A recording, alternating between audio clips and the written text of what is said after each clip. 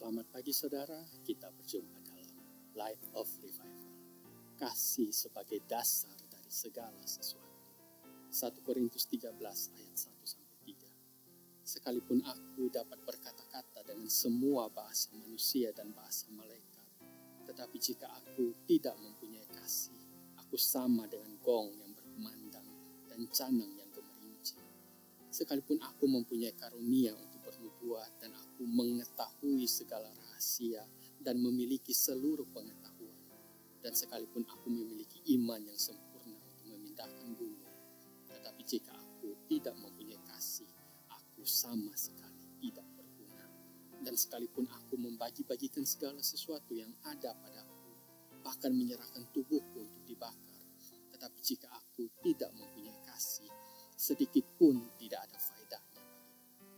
Saudara, salah satu ciri dari aliran sesat gnostik abad pertama kekristenan adalah ketertarikan dan antusiasme mereka yang besar terhadap pengetahuan.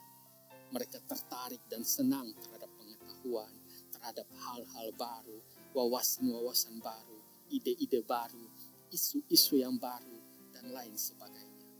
Kalau padanan dengan orang Kristen zaman sekarang itu, mereka ini seperti orang yang suka sekali belajar doktrin.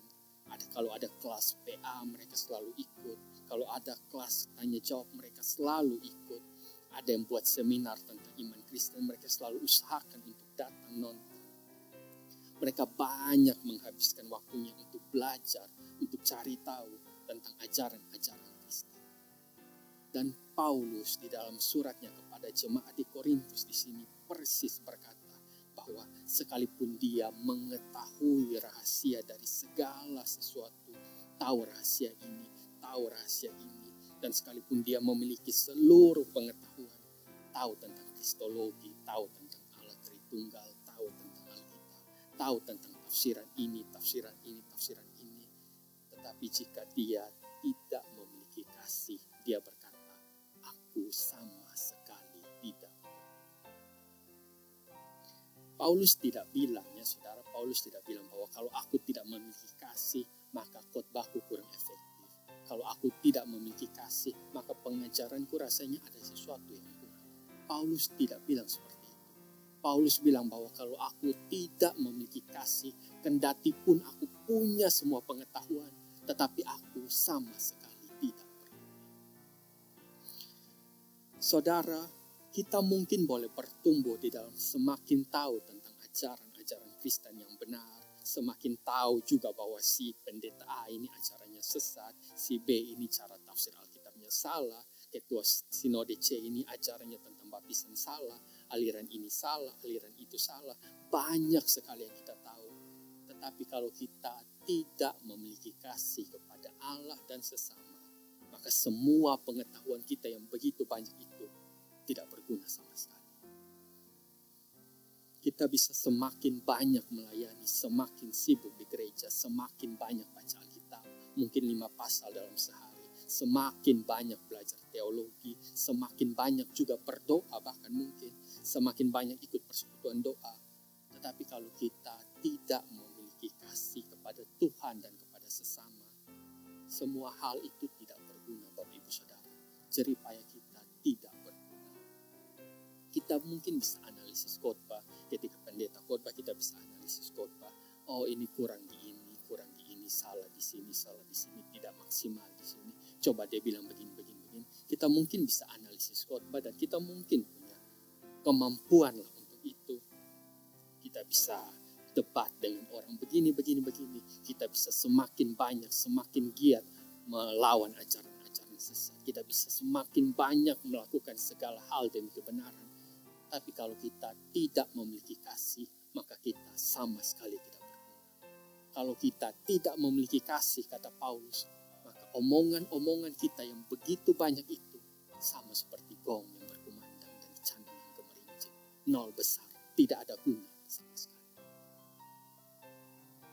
Bapak Ibu Saudara, maka semuanya ini menggarisbawahi pentingnya kasih, vitalnya kasih kepada Allah dan sesama dalam semua hal apapun, dalam semua pelayanan apapun yang kita lakukan. Tanpa ada kasih kepada Allah dan sesama, maka seluruh kerja keras kita, seluruh upaya kita, seluruh usaha kita sia-sia belaka, nol besar.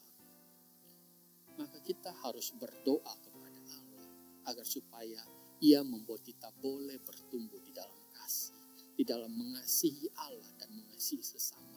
Kita mesti terus-menerus berdoa kepada Allah agar supaya Ia memampukan kita untuk bisa mengasihi Allah dan sesama.